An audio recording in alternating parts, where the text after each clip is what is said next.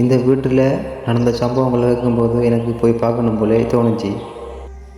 இங்கே நடக்கிற அமானுஷ்யமான விஷயங்களை பற்றி அவங்க சொல்லும்போது தனியாக போகலாமா அப்படின்னு யோசித்தேன். சரி தனியாக போய் பார்ப்போமே அப்படின்ட்டு வலிக்கிட்டு தனியாக போனேன்.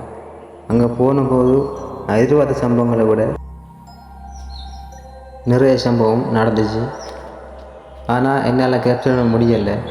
என்னோடய மக்கி கோளாறு பண்ணதால் நான் பேசுகிற சவுண்டும் கூட ஒழுங்காக கிளியர்லாம் போச்சு. இருந்தாலும் வீடியோ அப்லோட் பண்ணலாமான்னு யோசிச்சேன். நான் பண்ணத்தாமன் அப்படின்றதுக்காக நான் போசி கொடுத்து வீடியோ அப்லோட் பண்ணுறேன்.